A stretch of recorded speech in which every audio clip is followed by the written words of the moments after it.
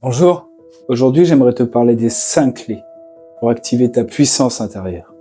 T'as déjà ressenti ça? Ce sentiment frustrant, au fond de tes tripes, qu'un potentiel de dingue dort en toi, mais que, quoi que tu fasses, impossible d'y accéder. Tu te sens bloqué, comme si t'étais le spectateur de ta propre vie. Tu vois les autres avancer, réussir, s'éclater, et tu te demandes, pourquoi pas moi? Qu'est-ce qui cloche chez moi? C'est une sensation qui bouffe ton énergie. Elle peut te faire croire que t'es moins capable, moins doué, ou que t'as juste pas eu de chance. La bonne nouvelle, ce n'est pas une fatalité. C'est juste que personne ne t'a filé les bonnes clés. Ta puissance intérieure, ce n'est pas un don mystique réservé à quelques élus. C'est une force accessible à tous. Une énergie qui ne demande qu'à être libérée. Durant les prochaines minutes, je ne vais pas te noyer sous la théorie. Je vais te donner 5 clés concrètes. 5 actions que tu pourras mettre en place dès ce soir.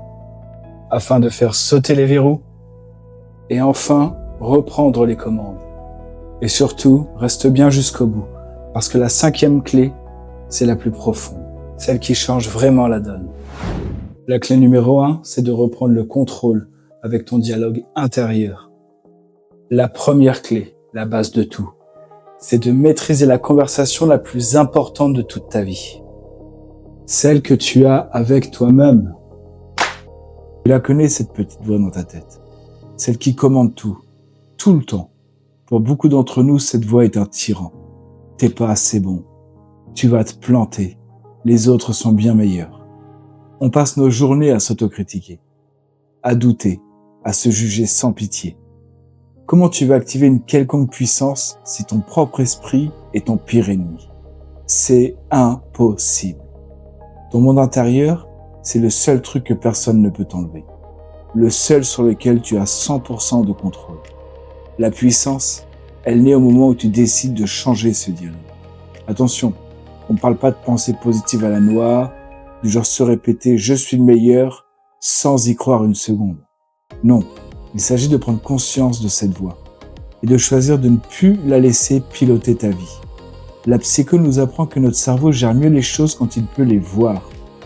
En écrivant tes pensées, tu les sors de ta tête. Et là, tu peux les regarder objectivement. L'exercice pratique, simple mais ultra puissant. Le journal de la victoire. Chaque soir, avant de dormir, tu prends un carnet et un stylo. Et tu t'interdis de penser à tout ce qui a foiré dans la journée. Tu te forces à répondre à une seule question.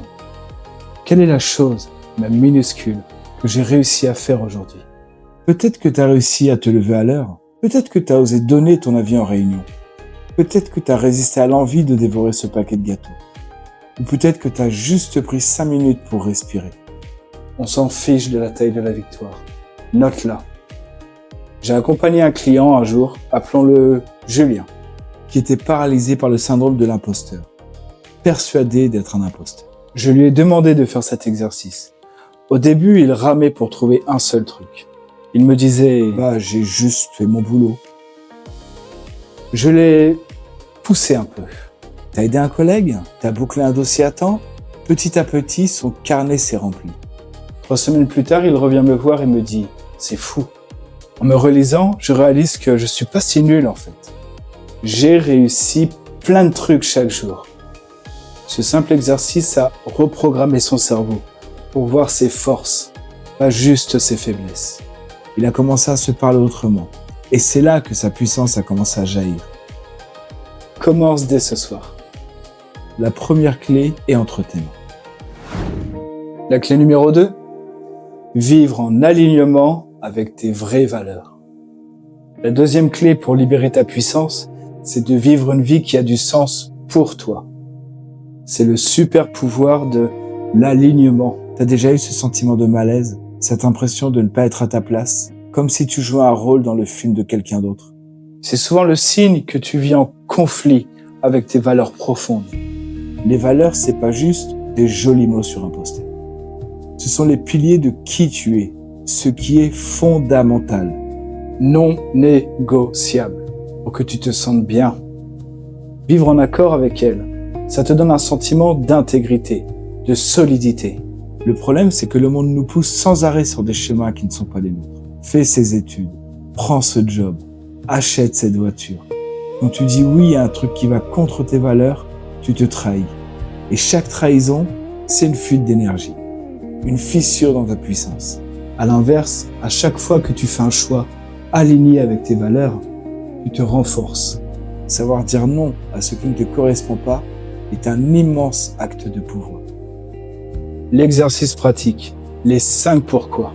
Cet exercice va t'aider à mettre le doigt sur ce qui compte vraiment pour toi. Pense à un grand objectif. Par exemple, je veux gagner plus d'argent. Maintenant, demande-toi simplement pourquoi.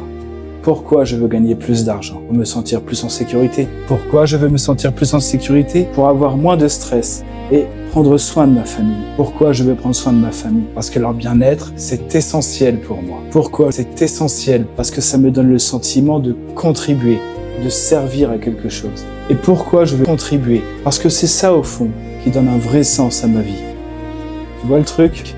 L'objectif, c'était pas l'argent. L'argent, c'est juste le moyen. Les vraies valeurs derrière, c'est la sécurité, l'amour, la contribution, le sens.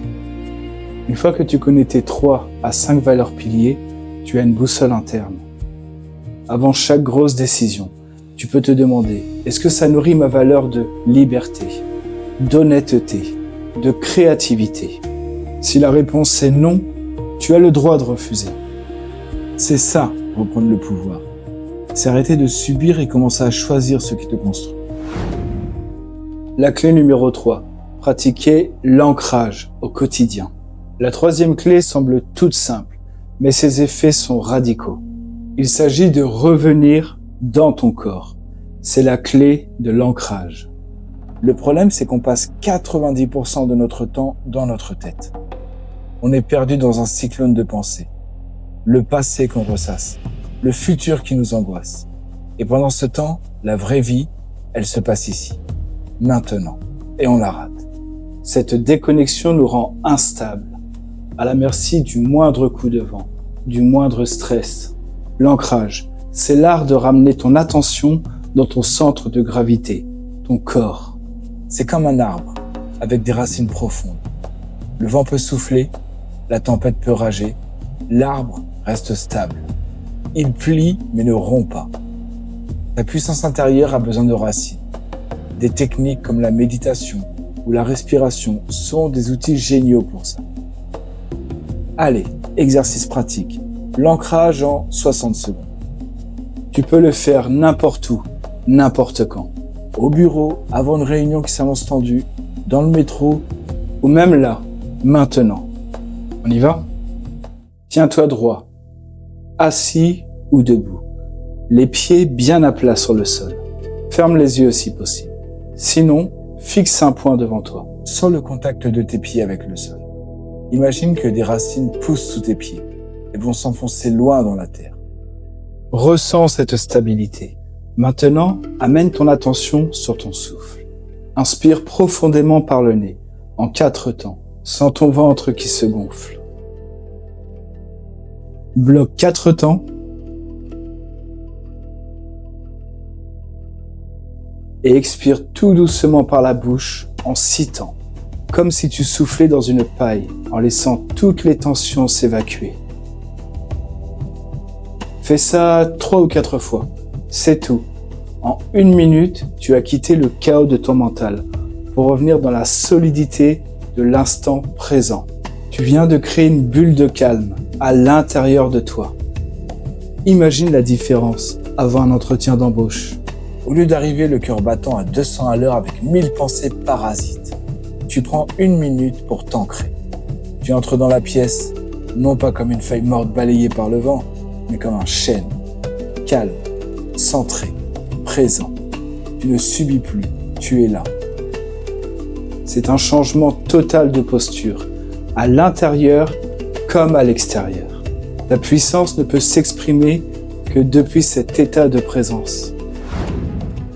La clé numéro 4, libérer ton corps pour libérer l'esprit. La clé numéro 4 nous fait descendre encore plus profondément dans le physique. Tu veux libérer ta puissance? Tu dois libérer ton corps. Notre culture nous a fait croire que le corps n'est qu'un taxi pour notre cerveau. Grosse erreur. Le corps n'est pas juste une machine. C'est l'archive vivante de toute ton histoire. Chaque stress, chaque peur, chaque tristesse que tu n'as pas exprimée ne s'est pas évaporée. Elle s'est bloquée quelque part, dans tes tissus, dans tes muscles. Une mâchoire serrée en permanence, les épaules tendues vers les oreilles, un dos voûté. Ce sont des émotions cristallisées. Ces blocages physiques sont des barrières énergétiques. Ils empêchent ton énergie vitale de circuler librement. Libérer ta puissance, c'est donc aussi mettre ton corps en mouvement pour déloger tout ça. Le sport, la danse, le yoga, peu importe. Il s'agit de permettre à ton corps de parler, de relâcher ce qui a été enfoui. Exercice pratique. La danse de la libération. Alors je sais, ok, cet exercice peut te paraître bizarre, mais fais-moi confiance, il est incroyablement puissant. Ce soir, ou à un moment où tu es seul, choisis une chanson que tu kiffes, un morceau avec une énergie qui te prend au tripes. Mets le son à fond. Et juste le temps de cette chanson, donne à ton corps la permission de bouger exactement comme il veut, sans te juger, sans te demander si c'est beau ou ridicule. Personne ne te regarde. Tu as envie de sauter? Saute! De taper des pieds? Tape! De secouer tes bras dans tous les sens? Fais-le! De rouler par terre? Vas-y! Suis juste l'impulsion. Laisse la musique traverser chaque cellule de ton corps et déloger les tensions. Fais ça 3 ou 4 minutes. J'ai une patiente qui était l'incarnation du contrôle. Rigide dans sa posture. Rigide dans sa vie. Lâcher prise était mission impossible pour elle. L'idée même de cet exercice l'horrifiait. Mais je ne sais pas danser, me dit-elle.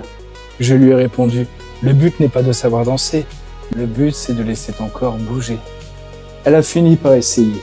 Elle m'a rapporté que la première fois, elle s'est sentie un peu ridicule. La deuxième fois, un peu moins. Et la troisième fois, alors qu'elle se laissait enfin aller. Elle a fondu en larmes, sans raison apparente. C'était des années de frustration qui étaient coincées dans son corps et qui se libéraient enfin. Après ça, quelque chose avait changé. Elle était plus souple, plus spontanée, plus vivante. Ta puissance est une énergie. Pour s'exprimer, elle doit circuler. Fais bouger ton corps et tu feras bouger ta vie. La clé numéro 5. Accueillir ton ombre pour révéler ta lumière. On arrive à la 5e et dernière clé. C'est la plus délicate. Mais c'est elle qui opère les transformations les plus profondes. Pour activer ta puissance, tu dois oser aller à la rencontre de ta part d'ombre. Le psychologue Carl Jung a beaucoup parlé de ce concept d'ombre. L'ombre, c'est tout ce qu'on planque au fond de la cave. Parce qu'on a décidé que c'était inacceptable. Notre colère, notre jalousie, notre égoïsme, notre fragilité. Depuis qu'on est gamin, on apprend à cacher ces facettes pour être aimé et accepté. On se fabrique un masque socialement présentable. Le souci, c'est ce que tu refuses de voir en toi ne disparaît pas. Au contraire, ça prend de la force dans le noir. Ça finit par s'exprimer à ton insu. Des colères qui explosent sans prévenir, de l'autosabotage, ou alors en voyant tes défauts partout chez les autres. C'est classique. On critique chez les autres ce qu'on ne supporte pas chez soi. La vraie puissance, ce n'est pas de devenir un être de lumière parfait sans défaut. Ça, c'est un fantasme. La vraie puissance, c'est l'intégration. C'est accepter d'être un humain complet, avec ta lumière et ton ombre. C'est seulement en osant regarder tes failles que tu peux les transformer en force. L'exercice pratique, le dialogue avec l'ombre. Cet exercice se fait par écrit, dans un espace où tu te sens en sécurité et où tu décides de suspendre tout jugement envers toi-même. Prends ton carnet. Pense à un truc qui t'insupporte au plus haut point chez les autres. La paresse, l'arrogance, l'égoïsme. Maintenant, pose-toi cette question avec une honnêteté brutale. Où et quand est-ce que moi aussi, je peux me comporter comme ça? Même à toute petite échelle. Ensuite, écris une lettre à cette part de toi. Par exemple, à ta part paresseuse. Ne la juge pas. Essaie de la comprendre. Demande-lui. De quoi as-tu peur? De quoi essaies-tu de me protéger? De quoi as-tu besoin en réalité? Tu découvriras peut-être que la paresse n'en est pas. C'est un besoin désespéré de repos que tu refuses de t'accorder. Que ton arrogance est juste une armure un peu bancale pour cacher une énorme insécurité. En faisant ça, tu arrêtes la guerre contre toi-même. Tu intègres cette énergie au lieu de la combattre. Et toute l'énergie que tu dépensais à la nier se libère et devient disponible. C'est le chemin pour devenir un être complet, unifié. Ta plus grande force ne se trouve pas dans une perfection illusoire, mais dans une acceptation courageuse de toute ton humanité.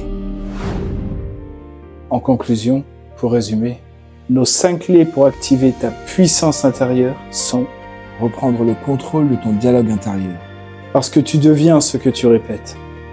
Vivre aligné avec tes valeurs, parce que c'est ton carburant. Pratiquer l'ancrage au quotidien, pour rester solide, même quand ça secoue. Libérer le corps pour libérer l'esprit, parce que l'énergie doit circuler. Accueillir ton ombre pour révéler ta lumière, parce que la vraie force est dans ta totalité. Cette puissance n'est pas un truc que tu dois aller chercher dehors. Elle est déjà là. Tout est déjà en toi. Ces clés, ce sont juste des façons d'enlever les couches de poussière, les peurs et les conditionnements qui la recouvrent. La décision de tourner la clé dans la serrure, elle n'appartient qu'à toi. Et ça peut commencer maintenant, avec une seule action.